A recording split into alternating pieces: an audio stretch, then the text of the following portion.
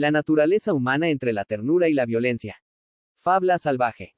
Han pasado más de 100 años desde que César Vallejo escribió Fabla salvaje, pero su mensaje sigue vivo.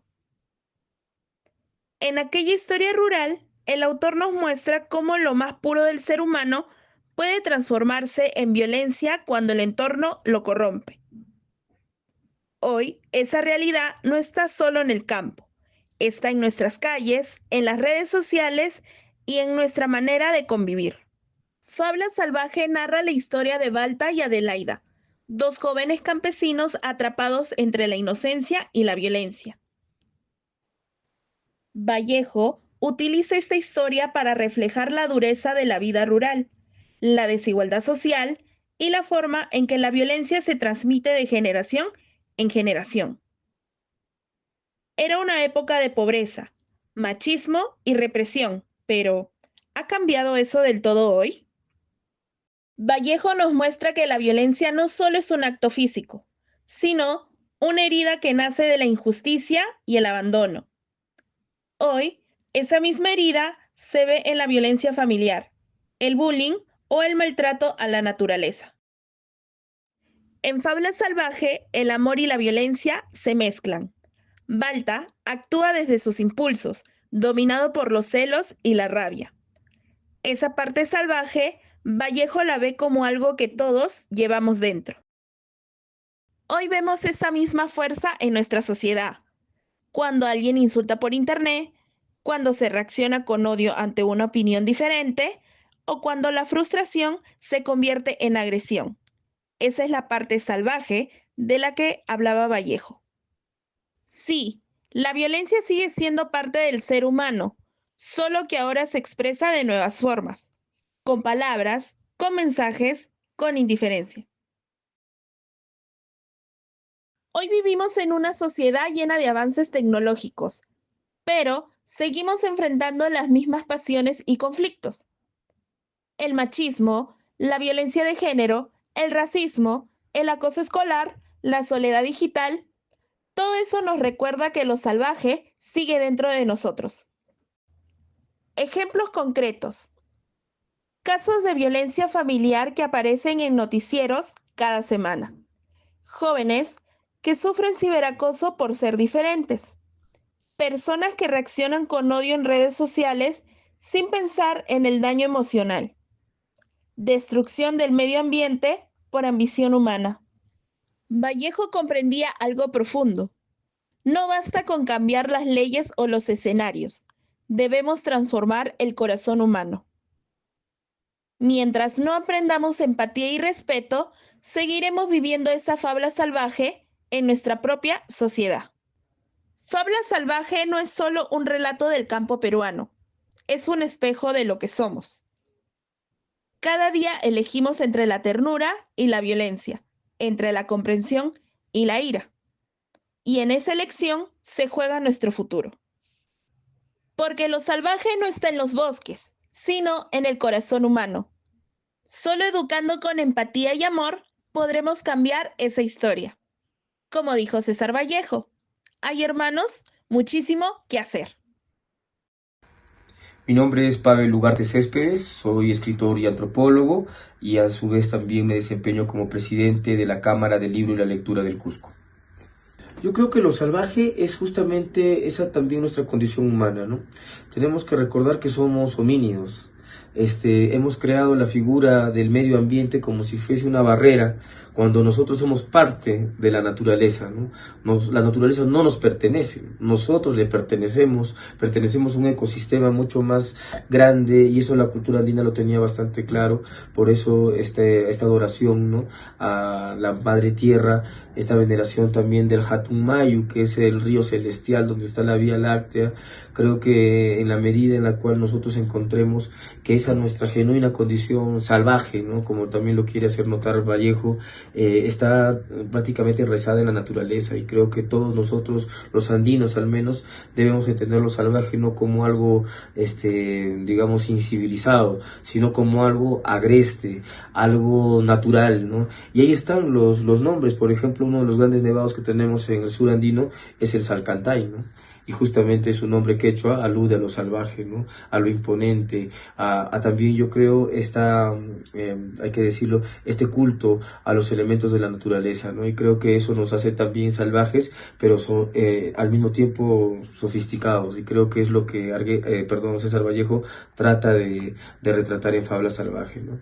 Ahora, por ejemplo, el término fabla salvaje, ahora que lo recuerdo, en Bolivia he podido ver agrupaciones teatrales, culturales que se llamaban Fabla Salvaje. En México encontré también un centro cultural que se llamaba Fabla Salvaje. En Cuba había un bar cultural que era Fabla Salvaje. Entonces, ahora que lo pienso y gracias a la pregunta, veo que esa metáfora de lo salvaje también nos ha llevado a un grado de identidad, ¿no? Y eso me parece fascinante porque la literatura permite eso también. Y creo que lo salvaje para Vallejo es para nosotros lo andino, pero que tiene también una carga espiritual muy importante, ¿no? Yo creo que sigue siendo actual porque todavía no llegamos a comprender al mundo andino en toda su dimensión. Yo creo que algo que nos demuestra la crisis política en el país es que todavía no reconocemos a las raíces de nuestra identidad en el campo, ¿no? Nosotros somos un país básicamente andino-amazónico. Y si nosotros políticamente no reconocemos esa riqueza cultural, no les damos voz a quienes tienen también mucho que decir, no reconocemos el conocimiento ancestral de nuestros pueblos, no reconocemos las posibilidades de su cosmovisión para asumir los desafíos del futuro, creo que estaríamos yendo contra nuestra propia historia, y eso es lo que ha estado pasando en 200 años de independencia inconclusa en el Perú. Yo creo que el país como tal tiene que hacer un esfuerzo mucho más grande desde la educación y la cultura para reconocer nuestra identidad andina amazónica, y creo que en eso Vallejo nos deja un libro importante de su testimonio y amor por nuestro pueblo, por nuestras raíces, por nuestra identidad, sino también, como ustedes lo saben, él también fue un militante, ¿no? Y creo que desde que él participa en la Guerra Civil Española, por ejemplo, y escribe España de mí este Cádiz, o también desde que escribe Poemas Humanos, nos encontramos con un personaje que nos ayuda a amar la humanidad en primer lugar, y también nuestras diferencias culturales con el respeto que creo el siglo XXI ya requiere, ¿no? Creo que si bien no ha cambiado mucho la condición de explotación de nuestros pueblos, se ha avanzado en algunas reivindicaciones de justicia, por ejemplo, como la tenencia de la tierra, ¿no? Pero sin embargo vemos que hay derechos que todavía no se han alcanzado, y que muchas veces lo que piden las comunidades campesinas se ve como respeto a su entorno, a su territorio histórico, se ve a veces, hay que decirlo, amedrentado por grandes intereses transnacionales, donde lo principal es la minería y no la agricultura, que es directamente la fuente alimenticia de nuestro país.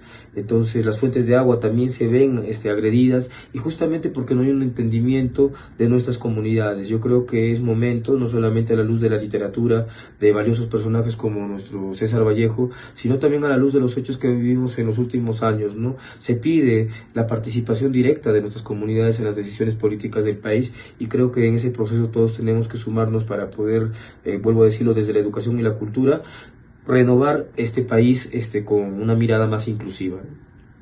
Bueno, creo que ahí habría que ver que antes a este tipo de argumentos, como lo hemos visto en la novela de Fabla Salvaje, se le llamaba crimen pasional, ¿no? O sea, una escena trágica de celos, donde termina uno de los amantes termina muerto, ¿no? Es una escena que puede ser casi repetitiva, pero que en el contexto andino tiene otro matiz también, ¿no? Yo creo que ahí está la ruptura de la dualidad.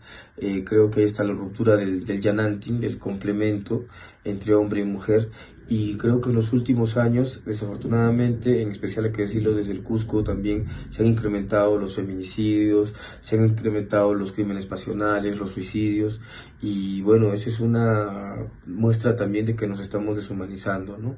Si algo podemos ver, digamos, de nuestras sociedades contemporáneas, es que esta relación entre hombre y mujer tiene que fortalecerse y, ¿por qué no, reentenderse, ¿no? Como una complementariedad en los cánones de la cultura andina, donde tal vez los conocimientos ancestrales, los conocimientos de nuestros pueblos originarios nos podrían dar luces para coexistir en este presente, donde desafortunadamente vemos cada vez más casos de violencia contra la mujer, y creo que aquí es donde también la literatura cobra un doble valor, ¿no?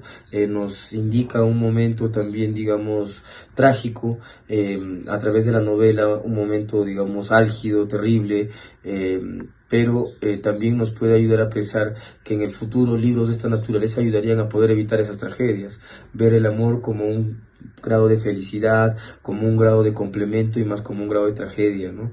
Creo que el siglo XXI tiene la suerte de que podemos nosotros, gracias a la información, poder nutrirnos de distintas fuentes informativas para poder reconocer el rol masculino como femenino con la misma importancia, ¿no? Y no bajo un grado de subordinación, sino creo de complementariedad, que es algo que le debemos a la cultura andina. El Yananti es un concepto, como lo digo, ancestral, pero que nos puede ayudar a afrontar el presente, ¿no?